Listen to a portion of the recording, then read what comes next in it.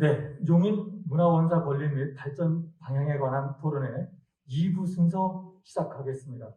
이번에는 경기도 지방문화원 독립원사 건립 현황 및 분원 설치 조례 입법 현황에 대하여 경기도 문화원연합회 최영주 사무처장님께서 발제를 해주시겠습니다. 발제 시간은 15분입니다. 네, 안녕하십니까. 경기도 문화원연합회에서 근무하고 있는 최영주입니다. 제목을 좀 거창하게 붙였습니다만 21세기형 지역 문화원으로의 전환을 위하여 분원 설립을 중심으로 하는 제목을 좀 붙여봤습니다. 자료가 나갈 테니까 자료를 참조하시면서 같이 봐주시면 되겠습니다.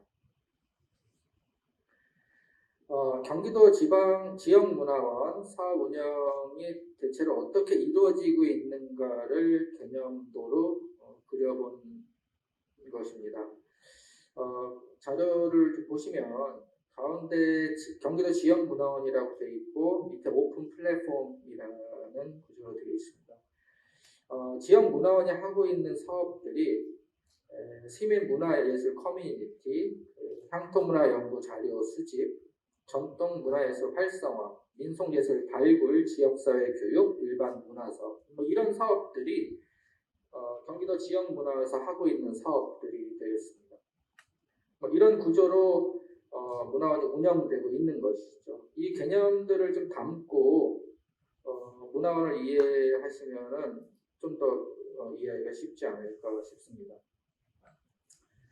이렇게 운영을 하는데 경기도 차원에서, 경기도 문화원 차원에서 문화원이 향후에 어떻게 갈 것인가에 대한 합의 과정을 꽤 디테일하고 자세하게 가졌습니다. 그래서 4가지 경기도 31개 시군 문화원이 정리한 4가지 아젠다들이 도출이 됐습니다. 그래서 첫 번째는 이제 과거를 어떻게 현재까지 끌어올 것인가. 이 맥락은 문화원은 과거를 다루는 곳이다.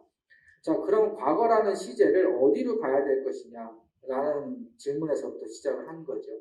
1초만 지나면은 과거가 되는 이 과거를 어떻게 그런 문화원은 과거를 다룬다. 그럼 1초만 지나면 과거가 되는 지금을 문화원은 어떻게 접근해야 될 것인가. 이 질문을 하기 시작한 거죠. 그러다 보니까 그동안 문화원에서 해왔던 연구 사업들이 대부분 상고사부터 조선시대, 일제식민지 정도의 선에서 머물러 있다는 점들이 발견이 된 겁니다. 그러면 식민지 이후, 해방 이후에 근현대까지의 지나간 과거들은 문화원은 어떻게 접근할 것인가에 대한 문제의식, 이런 것들이 이제 아젠다로 도출이 되게 됐죠. 두 번째는 지방문화원을 어떻게 오픈 플랫폼으로 전환할 것인가. 이 부분은 분원 얘기를 하면서 좀 더 자세하게 나누고요. 지금 그저께 국회에서 지방문화원 그 전체 예산이 한국문화연합회 예산이 확정이 됐습니다만 문화체육관광부에서 정책 사업을 하는데 전국적으로 어떻게 사업을 추진해 나가야 할 것이냐는 사업 파트너를 선정하는데 전국 네트워크망을 가지고 있는 유일한 기구가 지방문화원인 거죠. 231개 하나씩 만들어져 있으니까. 그래서 정책 사업을 하는데 지역 문화원과 사업 협력 파트너를 통해서 여러 가지 사업을 추진한 예산들이 확보가 되어 있습니다. 그 중에서 지역의 원천 컨텐츠라는 지역의 특성이 반영된 원천 컨텐츠를 어떻게 활용할 것인가에 대한 예산은 굉장히 진입이 됐습니다. 그런데 어르신 사업이라든가 시민들 대상으로 하는 사업들은 상대적으로 좀 이제 동결이거나 이런 식이죠.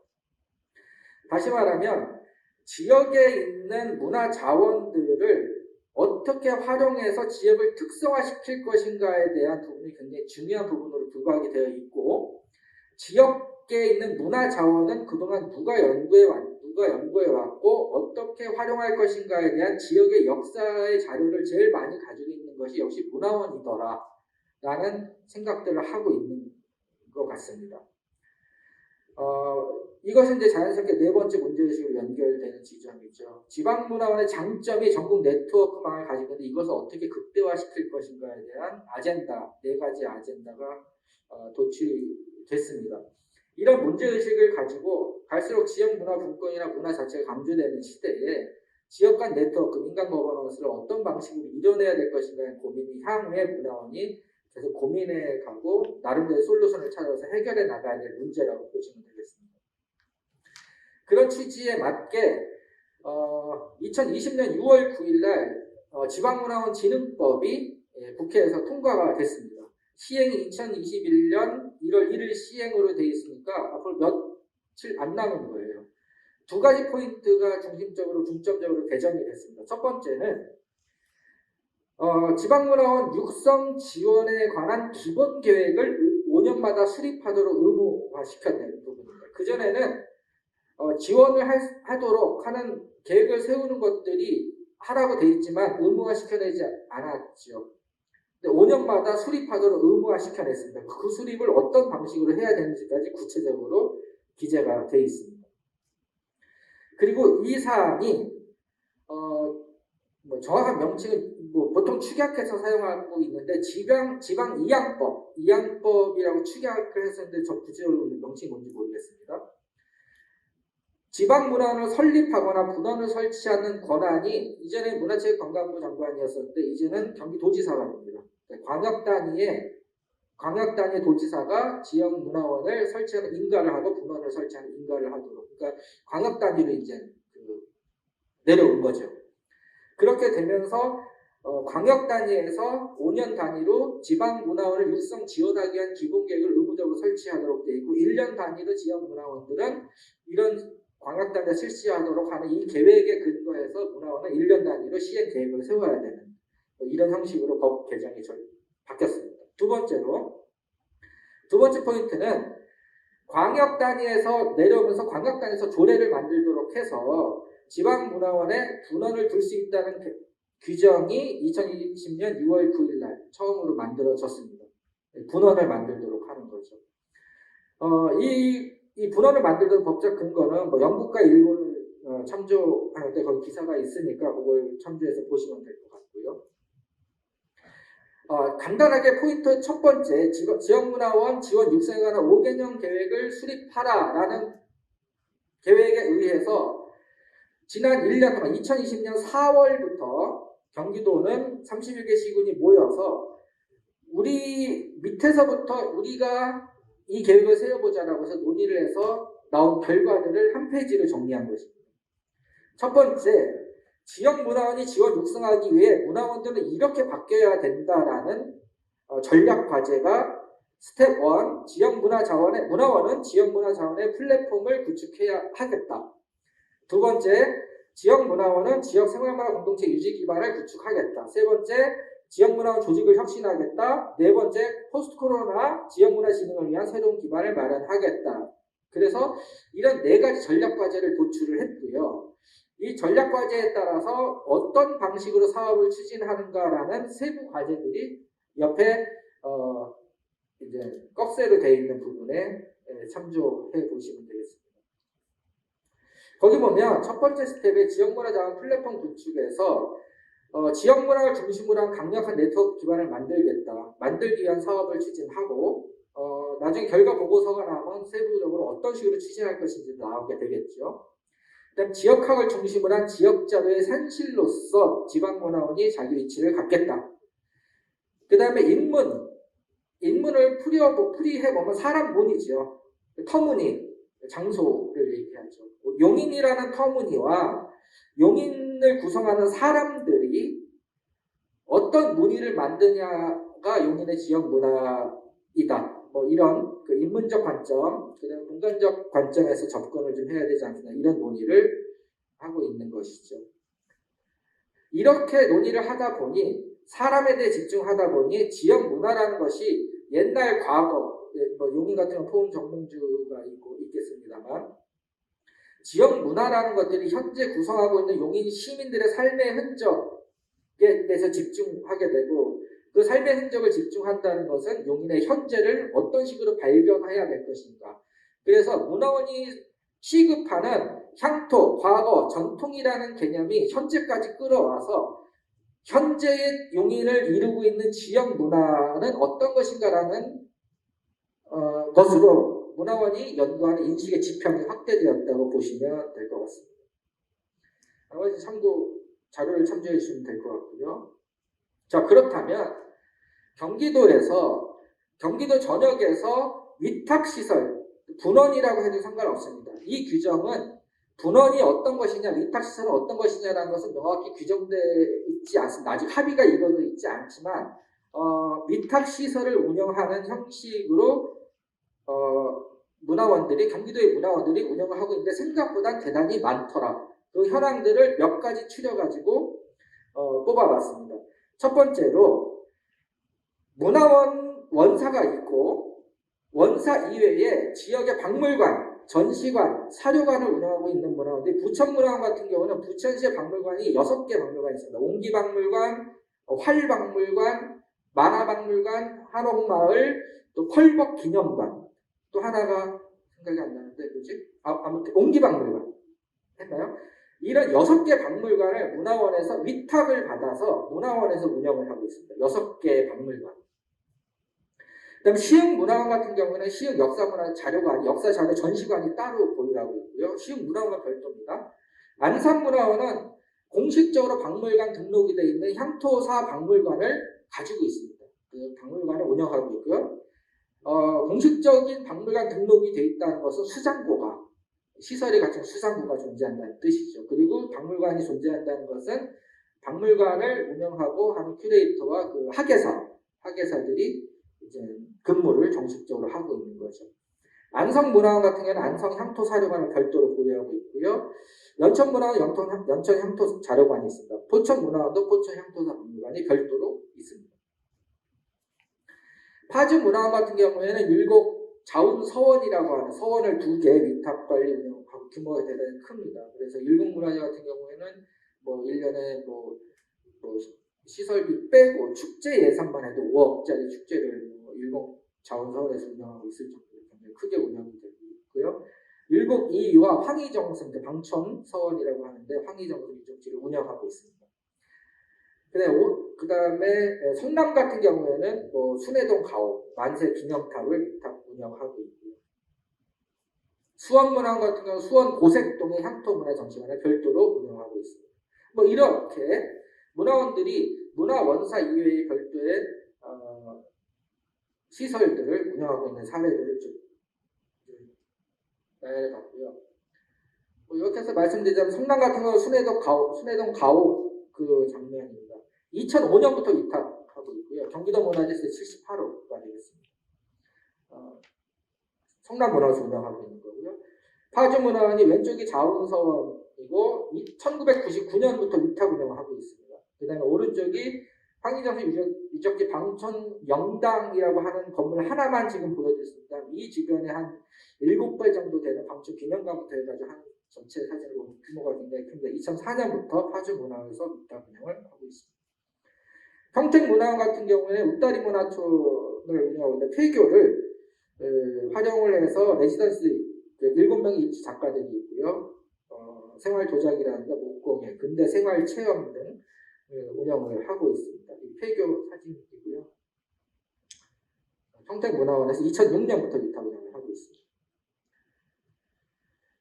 부천문화원 아까 말씀드렸듯이 좀 옹기박물관과 펄벅기념관만 지금 했습니다. 수석박물관이에요. 수석박물관. 맨 밑에는 이제 한옥마을, 그래서 숙박도 하는 체험이 가능한 공간이 되겠습니다. 안성문화원은 위에 동그랗게 되어 있는 왼쪽에 동그랗게 되어 있는 건물이 안성문화원이고 지금 그 향토사료관, 안성 향토사료관과 그 밑에 있는 건 향토사료관 옆에 있는 안성 객사입니다. 객사. 여기서 시민들이 객사 탐방하는 부분들을 운영하고 있고요. 향토사료관에는 여기 특이한 거는 용인 지역민들이 나 이거 기증하고 싶어 하는 것들을 다 모았습니다. 모아서 향토사료관에 전시해요. 그래서 물론 안성 지역의 고대 옛날 물품들로 보관하고 있습니다. 현대 물품들도 이제 이 안에 안성 시민들이 가지고 있는 물품들, 기증받은 생활관의 물품들을 소장, 관리, 전시하는 프로그램을 운영하고 있습니다. 경기도가 살짝 떨어져 있는데 인천광역시 문화원 연합회에서 운영하고 있는데 이 부분이 제물포 구락구예요. 1891년 외교사 외국인 사교 클럽으로 운영하고 있는 제물포 구락부인데 클럽이죠. 일본 발음으로 구락부라고 하는 거죠. 그래서 스토리텔링 박물관으로 운영하고 있는 제물포 구락부를 별도로 운영하고 있습니다. 특히 이천문화를 특별히 두 군데를 가져왔는데 하나는 이천문화원입니다. 이 이천문화원은 주민 인프라를 중심으로 지역문화 활동을 하고 있는 경우라고 보시면 되겠습니다. 문화재 보호를 청소년들이 문화재 보호를 직접 하는 거죠. 도로 입양처럼 문화재 입양을 시킵니다. 문화재 입양을 시켜서 문화재 안에 있는 나무 한 그루를 입양을 주는 거예요. 그럼 그 나무 한 그루는 뭐 어디 초등학교에 누가 관리를 하는 뭐 이런 형식의 입양 활동을 하고 그래서 문화재 관리를 하고 있는 사례입니다. 두 번째 시흥문화원이 되겠습니다. 왼쪽 위에 있는 건물이 시흥문화원입니다. 굉장히 크죠. 그런데 사실은 이게 시흥문화원 건물이 아니라 상가 건물입니다. 상가 건물인데 4층 공간을 시흥문화원에서 하고 위층에는 사우나가 있고 밑에 층에는 당구장과 마사지샵이 있습니다. 근데 문화원이 원사가 없는 거예요. 시흥문화에서는 어떻게 했느냐? 쉽게 한마디로 말해서 깃발 꽂기를 했습니다. 문화원사가 상가에 있고 마사지샵과 당구장, 사우나가 있는 대로 시민들을 불러 모으는 게 아니다. 시흥은 굉장히 크지 않습니다. 용의도 큽니다만 정왕지구, 신천지구, 뭐 무슨 지구 뭐 이렇게 세 개 분리되어 있어서 사람을 한 곳에 모으기가 굉장히 어렵습니다. 그래서 프로그램을 문화원에서 개최하는 게 아니라 각 지역 내에 시설에서 개최하는데 문화원 배너만 딱 갖다 놓은 거예요. 그래서 그 공간이 시흥문화원 공간이다라는 개념으로 문화원 공간을 확장시킨 거죠. 그래서 그 프로젝트가 수자쟁 프로젝트라고 보시면 되겠습니다. 지역의 뭐 거점, 그러니까 아파트 사랑방 같은 데가 시흥문화원이 되는 거죠. 그래서 그 거점을 활동 공간을 마련하고 주민들의 그 생활문화가 자리 잡도록 지원하는 사업들을 추진을 합니다. 그래서 시흥문화원은 연성동 시흥시청 근처에 있습니다만 장곡동, 하중동 뭐 이런 아파트 단지 안에 문화원들이 존재하는 형식의 전환 뭐 이런 것들이 시흥문화원에서 추진하는 사업입니다. 그래서 시흥문화원의 연성에 있는 원사가 있는 게 아니라 시흥 전체가 문화원이다라는 개념으로 접근을 했습니다. 이런 것들이 성과를 발휘하니까 시청에서 굉장히 긍정적으로 받는 모양이에요. 물론 원장님의 노력도 뭐 중요한 노력이었습니다만 그랬더니 한 3년 전부터 이런 활동을 하더니 덜컥 원사가 생기더라. 는 거죠. 그래서 이 사실 준비하는 기간 시흥문화원을 준비하는 기간이 얼마 안 됐습니다. 작년부터 원사를 만드네 뭐 이러더니 올해 경기 도비로 아까도 뭐 도련님 말씀하셨지만 80억 되는 돈이 덜컥하고 생겨서 그럴듯한 원사가 내년도 이후에 착공이 된다는 것이죠. 좋은 참고가 되는 사항인 것 같습니다. 의정부 같은 경우에는 의정부 문화원이야말로 헬로 빼버리라는 책이 보이실지 모르겠습니다. 이 책이 그냥 단순한 책은 아닙니다. 헬로 빼버리라는 도시는 의정부의 미군 기지가 이동을 하면서 예전에는 굉장히 번성한 미군 기지와 함께 굉장히 번성한 도시인데 미군 기지가 빠져나가면서 이제 쇠락하는 마을이겠죠. 그래서 목표를 10년을 잡았습니다. 그래서 의정부에 사는 시민들이 옛날의 모습을 현재 사람들의 시각으로 어떻게 기록할 것인가라는 문제의식으로 접근한 부분이 되겠습니다. 그래서 그러니까 의정부 향토문화연구소가 그 빼버의 과거, 그 다음에 시민 기록자를 양성 과정을 해서 협업 콜라보를 추진한 부분이 되겠습니다. 그래서 나온 헬로 빼버리라는 그러니까 마을이 달리 보이는 거예요. 현재 의정부에 사는 시민들이 의정부의 빼버리라는 마을이 다 쇠락하는 마을이지만 현재의 기록을 봤을 때 다른 시각으로 보이는 이런 경험들을 의정문화원을 하고 있다. 그리고 의정문화원에서 운영하고 있는 문화업계 펜화 그리는 사람이 펜화를 잘 그리는 것이 중요한 것이 아니라 의정부 문화원에서 펜화를 열심히 가르쳤으니 지역을 기록하십시오 라는 미션을 주게 됩니다. 그래서 밤을 새는지 모르게 펜화를 배운 사람들이 마을을 펜화로 그리기 시작합니다. 그래서 작년부터 산곡동부터 그리기 시작해가지고 뭐 마을을 다 그리기 시작해요. 의정부와 양주 근처에 밀락지구라는 것들이 새로 만들어지는데 마을이 허물어지기 전에 전부 다 사진 짓고 페달을 그리고 하는 작업들을 하고 있는 사례가 되겠습니다. 좀 길어집니다만, 자, 그렇다면 문화원이 어떤 기능을 해야 될 것인가에 대한 아까 맨 처음에 문제의식 4가지를 말씀을 드렸습니다만, 문화원에서 무엇을 할 것인가에 대한 부분에 대한 재정립이 필요하지 않겠느냐 라는 부분입니다. 문화원은 이제는 지역 역사 사료관으로서의 기능을 충실히 해야 된다. 첫 번째 포스터는 드라마 아웃랜더, 넷플릭스에 있는 아웃랜더 포스터가 되겠습니다. 그 다음에 오른쪽에 있는 거는 백투더퓨처 3의 도서 검색 장면이 되겠습니다. 두 영화 모두 타임슬립으로 과거로 가면서 겪는 에피소드 중심으로 스토리가 구성이 되어 있는데, 여기서 말하고자 하는 것은 당시의 인물, 거리, 모든 것을 알게 되는 과정이 기록된 과정이 아무것도 모르잖아요. 과거로 가는데 어떻게 찾느냐, 마을에 기록된 사료관을 찾아서 거기서 발간된 책들을 가지고 옛날에 이런 일이 있어, 저 사람은 누구다, 이 장소는 무엇을 의미한다는 걸 사료를 통해서 다 발견한 장면들이 나옵니다.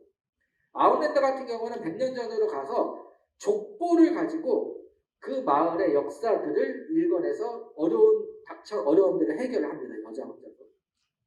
백투더퓨처는 미래로 돌아가야 되는데 어디서 시계가 고장나고 하는 것을 보셔서 아시겠지만 그걸 다 사료를 찾아내요. 사진 자료 뭐 이런 것들을 찾아내는 거죠. 근데 중요한 것은 이 마을이 결코 큰 마을이 아닙니다. 고작 10명, 40가구 뭐 이렇게 사는 마을 단위의 사료관이 있다는 거예요. 자, 외국은 이렇게 있는데 100만 용인에 없을 이유가 없겠더라 라는 거죠. 용인에 얼마나 많은 사람들이 살고 그 사람들이 남긴 자료들이 있을 텐데 이런 자료들이 어떤 식으로 관리해야 되는가, 이거는 뭐 생각하면 뭐 할 일이 너무 많은 거죠. 두 번째로 문화원이 지역문화자원 데이터베이스를 모으고 아까 말씀드렸듯이 아카이브 센터 역할을 좀 해야 될 것 같다라는 문제의식이 있습니다. 거기 기록되어 있습니다만 공공기록물은 역사를 대변하지 못한다고 제가 얘기를 했습니다. 왜냐하면 공공기록물은 표준이 있습니다. 표준이 있다는 것은 제도적 힘을 발휘한다는 뜻이기도 하죠. 근데 민간기록에는 표준이 없습니다. 표준이 또 있어서도 안 되고요. 공공기록물은 글자 수는 어떻게 되고 어떤 식으로 문서가 구성이 돼야 되고 이런 표준에 따라서 그것들이 쌓이고 쌓여서 제도적 힘을 발휘한다. 민간기록은 기록하는 사람 마음이에요. 사진 자료도 마음이고 물건이 있고 구술 기록도 저마다 다 다르고. 그래서 프랑스와 줄리안 같은 학자들은 문화적 정체성이 없다라는 얘기를 하는 거죠. 문화를 규정하는 문화가 가진 고유한 힘은 변동하는 데서 발생하는 것이 문화가 가진 힘이다라고 규정을 하는데, 우리는 지역적 정체성, 용인의 정체성 얘기하면서 용인의 문화를 고정시키려고 하는 욕구들을 가지고 있다. 왜냐하면 표준이 있고 표준이 가진 제도적 힘이 가지고 있는 권력을 알기 때문에 기록의 주권이라고 하더라고요. 근데 그렇게 하면서 용인 지역의 정체성을 하나로 묶어낼 필요가 없다. 오히려 지역 문화 자원을 옹호한다라는 표현으로 했을 때 용인 지역 문화가 가지고 있는 다양성들을 살리지 않을까, 이런 주장을 하는 것이죠. 때문에 용인에서 가지고 있는 공공기록을 가지고 있는 제도적 힘과 민간 기록이 가지고 있는 지역 문화의 다양성들이 합쳐졌을 때 비로소 지역 문화의 힘을 발휘할 수 있는 건, 그걸 누가 하느냐? 용인문화원은 민간 기록을 담당하는 아카이브의 산실로서 용인문화에 기능해야 되지 않겠느냐라는 제안이 가능할 것 같습니다. 이제 마지막으로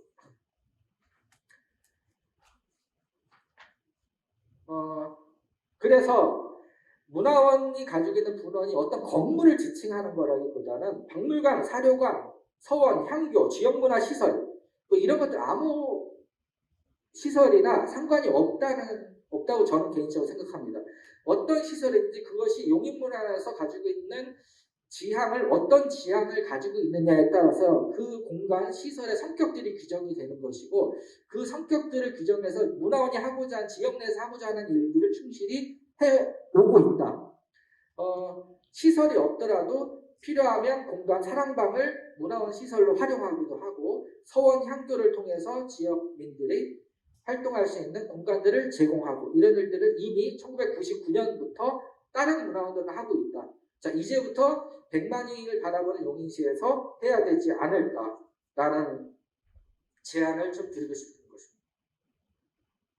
거죠. 용인문화원 분원 설치나 로드맵을 한번 작성을 해봤습니다. 이곳이 용인문화원이라는 이유, 독립원사가 되면 금상첨화하겠지만 여기 시의원님도 계시고 도의원님도 계시지만 예산이 수립이 돼서 용인문화원이 세워지면 금상첨화가 됐겠죠. 그러나 만약에 안 된다고 하더라도 낙심하지 마시고 예를 들어서 제안을 하자면 용인 수지 분원에 용인 수지구 특성에 맞는 형식의 문화예술 교육, 문화예술 커뮤니티 공동체 중심의 공간 시설을 몇 개를 확보를 하는 거예요. 성남의 사랑방 클럽처럼. 용인문화원 수지지구 분원 시민문화예술 커뮤니티 센터가 용인문화원과 함께 만들어지는 거죠. 기흥구에는 용인박물관이 있더라고요. 용인박물관을 아카이브 센터를 만들면 어떻겠습니까? 그래서 용인 지역의 특성을 감안해서 용인 지역문화 자원의 총분산이라는 개념으로 접근을 해서 거기서 용인 지역의 민간 기록들을 아카이빙하는 센터로서의 기능을 하는 형식의 활용.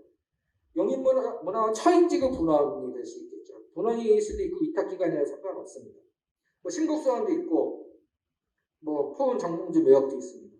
그 공간이 처인구 가지고 있는 용인 지역의 역사 문화적 출발 지역이죠. 출발 지역이라는 상징성을 좀 부여하고 용인의 지역 정신의 거점이라는 측면에서 그렇게 만들어내고 용인 문화원이 이 본원이 돼서 세계 지구의 깃발을 꽂고 시설들을 운영하는 형식의 본원체제를 운영해도 나쁘지 않겠다라는 제안을 한번 해봅니다. 그리고 용인 문화시설이라든가 커뮤니티 공동체가 별도로 운영하고 있는 커뮤니티 공동체가 어차피 용인 문화원은 플랫폼 형태를 가지고 있으니 나머지 연결하면 되는 부분이 아닐까라는 생각을 해봤습니다. 별지 자료로 마지막으로 경기도 지방문화원 설립 운영 등에 관한 조례 개정안 입법 예고 10월 16일 이 자료는 뭐 공개할 수 없는 자료 아직 통과가 되지 않았기 때문에 공개하기에 좀 민감해서 제가 별도의 자료를 가져왔습니다. 내년 1월 1일부터 경기도 조례가 만들어지게 됩니다. 경기도 지방문화원 설치하고 운영에 관한 조례 제정이 되게 됩니다. 여기에 분원 설치에 관한 조례 내용이 들어가 있습니다. 거기에 분원 설치의 분원 설치에서 제출해야 할 서류가 5가지가 있는데 첫 번째 서류, 1번 서류가 뭐냐면 왜 설립하느냐 라는 부분이 정해져요. 설립 취지서가 가장 중요합니다. 그다음에 시장 의견서가 두 번째로 중요하고요. 그다음에 분원 설치를 의결한 총회 회의록이 있어야 됩니다. 이런 서류들을 구비를 해야 되는데 문화원에서 용인문화에서 이제 시작을 했으니 왜 설립하느냐, 그리고 어떤 방식으로 분원이 운영이 돼야 되고 문화원이 어떤 방식으로 용인 지역 문화의 중심 거점으로서 자기 역할을 할 것이냐, 그다음에 지역에 있는 다른 공동체와 어떤 방식으로 협업해서 민간 거버넌스를 잘 만들어서 지역 문화 협력 네트워크를 운영할 것인가에 대한 큰 로드맵을 만들어 주시길 바라겠고, 지금까지 경기도 전체에서 용인문화에 가지는 위상은 결코 작지 않습니다. 그동안 용인문화에서 해왔던 성과들이 무시할 수 있는 성격이 아니에요. 이제 중요한 역할들을 그동안 해왔는데 그런 로드맵을 잘 만드셔가지고 이후에 시흥처럼 뚝딱 하고 문화원이 좀 만들었으면 좋겠고, 또 분원도 잘 체계를 만들어서 분원이 설립됐으면 좋겠다라는 바람을 담고 이상 발제를 마치도록 하겠습니다. 네, 최영주 사무처장님 수고하셨습니다. 두 번째 이번 그 토론회에서는 2부 순서에서는 지금 발제를 여러 번 들으신 바와 같이 경기도 내의 다양한 형태의 그 위탁시설을 소개를 하면서 거기에 그 이 분원 개념으로서의 어떤 그 의미를 나름대로 설명을 하셨습니다. 그리고 뭐 지역 사료관의 중요성, 또 그다음에 데이터베이스 구축하는 그 부분뿐만 아니라 이 아카이브 센터를 구축을 해서 그것이 그 지역의 어떤 문화의 그 허브로서 기능을 해야 된다라고 하는 그런 측면을 말씀하셨고, 특히 제가 이게 들으면서도 특히 이 부분은 굉장히 의미가 있다고 생각한 것은 뭐냐면, 이 분원이라고 하는 것을 이 건물 개념으로 이렇게 보기보다는 이 문화 콘텐츠 개념으로서 이렇게 이해하는 것이 필요하다라고 하는 그런 말씀 상당히 마음에 와닿습니다. 그리고 용인의 어떤 문화 발전 로드맵을 이렇게 제시까지 해주셨는데 하여튼 감사드리고요. 이렇게 해서 우선 발제를 마치고 바로 토론에 들어가도록 하겠습니다. 먼저 용인 시민신문 무상표 대표께서 토론을 해주시겠습니다. 최영주 사무처장님 말씀 정말 잘 들었습니다. 말씀을 통해서 현재 그 용인문화원을 비롯한 경기도권역의 문화원의 현황, 그리고 앞으로 나가야 될 방향, 그리고 법과 제도의 이 개선 방향과 현 시점에서의 내용들을 포함해서 정말 잘 들었습니다. 여기에 제가 뭐 말씀을 보태는 것이 사족에 불과하지 않을까 하는 생각이 들긴 합니다만, 준비된 시간이 있기 때문에 토론에 임하도록 하겠습니다. 저는 뭐 늘 어디 가든 이런 얘기를 합니다. 용인의 문제가 뭐냐 이렇게 물었을 때, 용인은 정말 빠른 이 성장 속도에 비해서 문화적 성숙도는 느리다. 따라서 물질적 성장과 문화적 성숙이 비례하지 못하고 반비례하는 것이 용인의 이러저러한 많은 문제들을 야기하고 다소 좀 안정적이지 못한 그런 도시 이미지로 비치는 가장 결정적인 원인이다. 저는 뭐 늘 그렇게 생각을 하고 있습니다. 이제 그러한 관점에서 우리 용인문화원의 어떤 그 의상 재정립이라고 하는 문제도 그런 관점에서 한번 접근해 볼 필요가 있다. 저는 그렇게 생각을 합니다. 우리 강진갑 교수님도 이제 앞선 그 발제에서 쭉 말씀을 하셨기 때문에 여기 더 보태기는 좀 그렇습니다만, 어쨌든 용인시는 이제 특례시에 이제 진입을 하게 되죠. 따라서 자치와 분권이 매우 강화될 것입니다. 거기에 걸맞는 문화원의 의상을 새롭게 정립해야 될 그런 이제 과제를 안고 있고요. 그 다음에 우리 용인은 지리 환경적인 측면에서도 한번 좀 생각을 해볼 필요가 있습니다. 여러분들 잘 아시다시피 용인은 굉장히 이렇게 블록화된 도시입니다.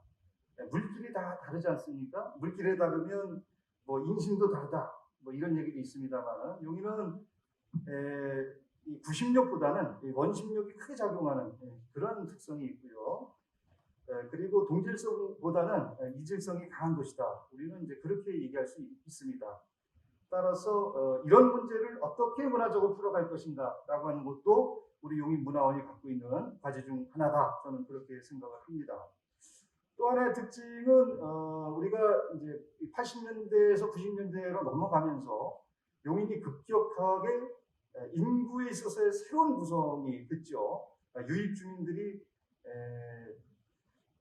많이 이제 용인에 입주를 하게 되면서 이제 원주민이라고 표현되는 이제 그러한 비율은 아마도 10% 미만으로 줄었을 것입니다.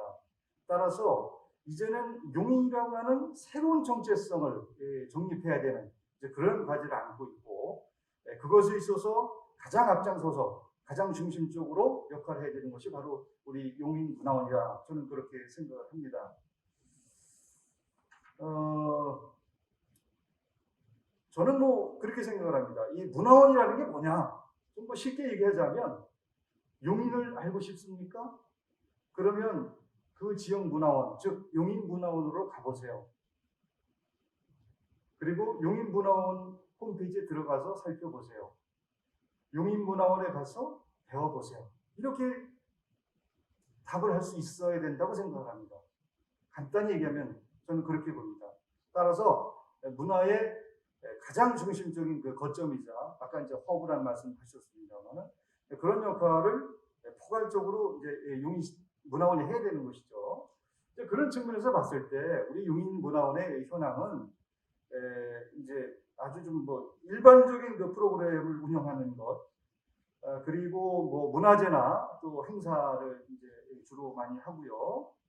그리고 이제 뭐 기록 중심의 그런 발간 사업들을 하고 있습니다. 그 이상의 것들을 우리가 만들어가지 못하고 있는 것이 지금 우리 문화원이 갖고 있는 한계가 아닌가 좀 그렇게 생각을 합니다.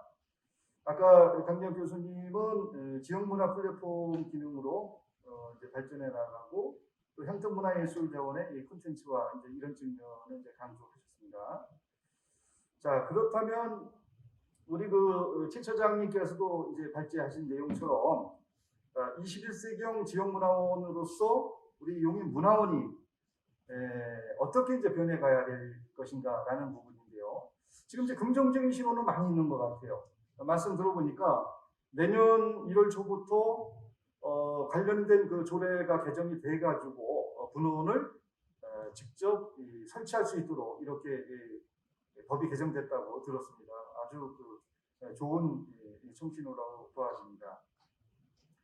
이제 그렇게 봤을 때 용인이 이제 110만에 도달했기 때문에 아까 그 남종숙 도의원님께서도 뭐 지적을 하셨습니다만 보다도 문화 향수권을 다양하게 누릴 수 있는 용인 시민이면 누구나 쉽게 접근할 수 있도록 그렇게 공간을 설치하는 부분은 우리가 늦춰서는 안 되는 매우 중요하고도 시급한 과제다. 저는 뭐 그렇게 당연히 생각을 합니다. 그리고 두 번째는 이제 이 용인문화원의 역할과 기능이 확대되어야 되는 이제 측면인데요. 저는 여기서 특별히 강조하고 싶은 점은 지역 기록관입니다. DB 및 그 아카이브 구축이라고 하는 것들이 이제 물론 포함된 그런 내용입니다. 제가 경험적으로 좀 말씀을 드리면, 제가 한 10여 년 전에 그 중국 그 상해를 갔는데, 상해 그 당한관이라고 있어요. 그 11층 건물인데 상해의 가장 그 요지에 있더라고요. 그러니까 그 상해 당한관이라고 하는 거는 그 일종의 지역 기록관의 역할을 합니다.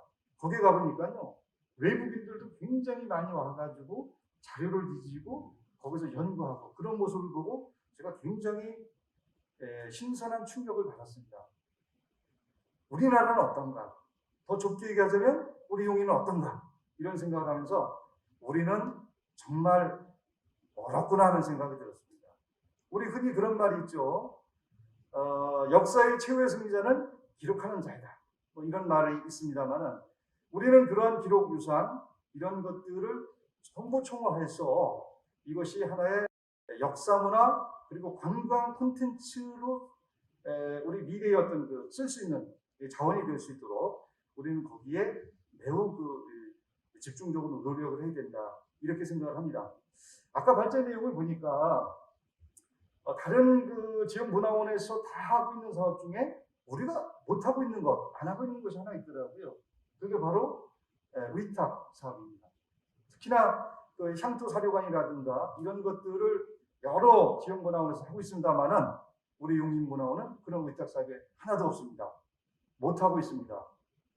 예, 용인문화원이 뭐 못 믿어서 그러는지 제가 잘은 모르겠습니다만 어쨌든 간에 현실이 그러합니다. 저는 그래서 앞으로 용인문화원이 인적 구성에 있어서나 또는 어떤 공간 문제를 고민하는 데 있어서 가장 핵심적으로 지역 이 향토 사료관 내지는 지역 기록관 그리고 데이터베이스 및 아카이브스 구축할 수 있는 그런 공간을 확보하는 것 이것이 용인문화원 발전에 또 영역을 확장하는 데 있어서 가장 핵심적인 요소가 될 것이다 이렇게 생각을 하고 특별히 강조해 드리고자 합니다. 이제 우리 용인문화원은 110만 도시로서 다른 문화원의 사례만을 쫓아가는 이제 그런 도시여서는 안 됩니다.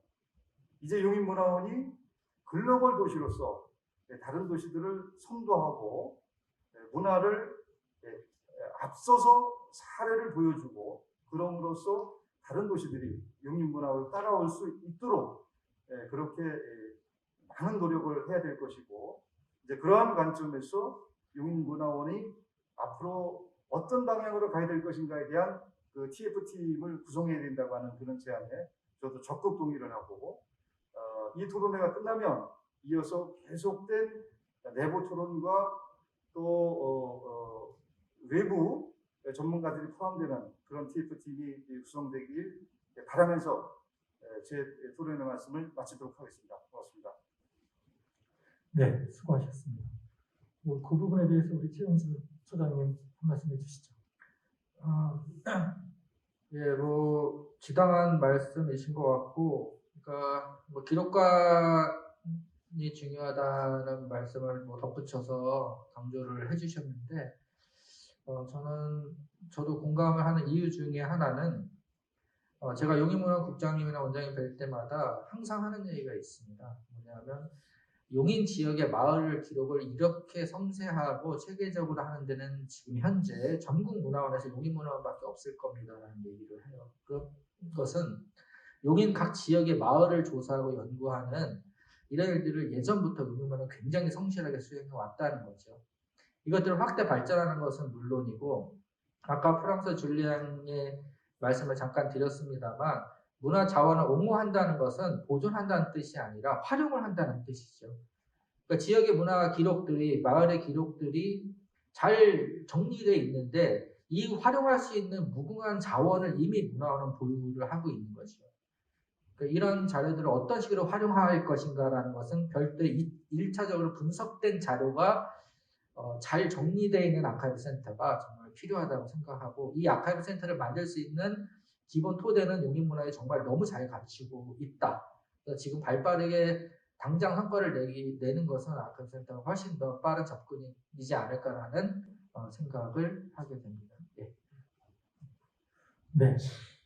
네. 사실 우상표 대표님께서 말씀을 하셨습니다만은 향토사료관 같은 위탁 시설들을 다른 지역은 다 있는데 우리 용인은 왜 못하느냐 이런 말씀을 하셨는데, 사실상 용인시 박물관 같은 경우도 원래 그 자체가 향토사료관으로 출발을 했습니다. 용인 문화원에서 설립한 거거든요. 그래서 그것을 문화원에서 20여 년 동안 운영하다가 2009년도에 용인시에 사실은 그거를 넘겼습니다. 그것이 이제 새로 이렇게 동백에 유적전시관이 설립되면서 박물관으로 이렇게 용도 변경이 이루어지면서 용인시 박물관이 됐는데, 사실은 지금에 와서 이제 여러 가지 그 생각을 좀 하게 됩니다. 그것을 우리 문화원에서 계속 유지해 왔으면 어땠을까라고 하는 이런 생각을 해봅니다. 하여튼 그런 부분에서 우리가 정말 폭넓은 이런 거 고민도 해봐야 되고요. 다양한 측면에서 정말 생각을 좀 많이 해볼 필요가 있다는 생각이 좀 듭니다. 이어서 용인시의회 이은경 위원님께서 토론을 해주시겠습니다. 안녕하십니까. 그동안 경험해보지 않았던 모두에게 생소한 코로나19로 비대면 토론회에 참여를 하게 된 이은경 의원입니다. 현재 용인시의회 문화복지위원회 상임위로 활동하고 있으며, 오늘 참여하신 발제자, 토론자분들의 발표 내용을 중심으로 용인시 의회에서의 본위원의 역할을 중심으로 말씀을 좀 드리도록 하겠습니다. 본위원이 문화원에 대한 관심을 갖게 된 것은 의정활동 중 문화원의 중요성과 문화원에서의 역할이 크다는 것을 알게 되었습니다. 하여 그동안 문화원 담당 부서인 문화예술과와 면대면 소통을 해왔었고요. 2020년 행정사무감사를 통해 100만이 넘는 주변 자치단체와 규모를 비교해보니 용인시 문화원의 시급한 독립원사가 필요함을 지적하였습니다. 2021년 문예산 심의 때 본위원은 심도 있게 심사를 하고자 합니다. 용인시 문화원은 1954년 4월 개원으로 창립 66주년의 역사가 있기에 의회의 역할이 이 타이밍에는 굉장히 필요하다고 생각이 들며, 문화원사 독립에 도움이 되도록 조례와 간담회 등 함께할 부분을 찾아 문화원 관계자 및 담당 부서와 적극적인 소통을 할 것입니다. 독립된 용인시 문화원으로 발전되는 데 힘이 되도록 노력하겠다는 말씀을 다시 한번 드리는 겁니다. 2020년 수원, 구리, 시흥이 문화원 독립원사를 보조금 지원으로 건축하고 있는 것을 파악하였습니다. 용인시는 경기도 지방보조금 관리 조례 시행규칙 제3조에 근거하여 문화시설 확충 및 지원 사업을 추진할 계획이며 지방문화원 건립 지원으로 문화원 독립원사를 위하여 2021년 보조금 신청을 조속히 추진하도록 용인시 담당 부서에 요청하겠습니다. 오늘의 간담회는 용인시 문화원에 대한 애정이 깊으신 분들의 간절함을 전달하고자 함이라 보며 모두가 힘든 코로나 시기를 잘 견뎌서 용인시 문화원사의 독립을 이끌어 주시기를 바라는 바입니다. 또한 오늘 토론회를 통해서 본 의원이 느낀 것은 용인시 부서와 우리 문화원과의 소통이 굉장히 중요하다는 것을 알게 되었습니다. 이 두 기관의 그 소통을 본 의원이 중간 역할을 하도록 더 많은 노력을 좀 하도록 이 자리에서 약속을 좀 드리도록 하겠습니다. 이상입니다. 네, 이은경 의원님께서 용인시 그 용인 문화원의 독립원사 건립이라든가 문화 설립과 관련해서 시의회 차원에서 역할을 해주시겠다고 말씀을 하셨습니다. 이렇게 뭐 질의라든가 뭐 이런 것들이 아니라서 그런데 이런 부분도 우리 최 차장님께서 좀 한번 좀 말씀 좀 해주시죠. 네, 일단은 의원님께서 그렇게 말씀해 주시는 게 제 입장으로는 뭐 저는 뭐 문화원 용인 지역에서 좀 멀리 떨어져 있습니다만 이런 의원님이 계시다는 게 경기도 입장에서 보면은 너무 감사한 일이죠. 근데 의원님이 가지고 있는 또 마인드에 또 깜짝 놀란 것은 의원이 이렇게 만들어내겠다는 것이 아니라 어떤 표현을 하셨냐면 공무원과 행정집행부와 문화원을 연결해주는 역할을 충실하겠다는 말씀을 해주셨어요. 혼자서 할 수 있는 일이 아닌 것이니까 이렇게 연결하려고 하는 이런 마음을 가졌다는 게 좀 되게 고무적이고 앞으로 지금 말씀하셨던 아주 도박도박도박 말씀해 주셨는데 이런 약속들이 몇 가지가 있거든요. 이런 약속들을 잘 지켜낼 수 있도록 문화원 차원에서도 임직원 회원분들이 의원님 좀 이 약속을 잘 지킬 수 있도록 잘 밀어주시는 것도 좀 필요하지 않을까라는 생각을 좀 했습니다. 감사합니다, 의원님.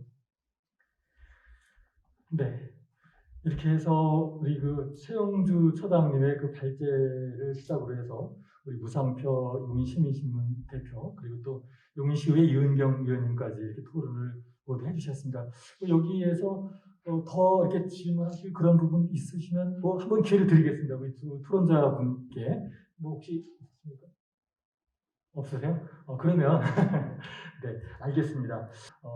지속적으로 이러한 그 자리를 마련을 해서 이걸 현실화 시킬 수 있도록 열심히 노력해 나가도록 그렇게 하겠습니다. 자, 오늘 1부, 2부로 나누어서 진행된 토론회 모두 마치도록 하고요. 지금까지 발제해 주신 발제자 여러분 그리고 또 토론을 끝까지 임해 주신 토론자 여러분께 감사를 드립니다. 이것을 모두 마치겠습니다. 여러분 감사합니다.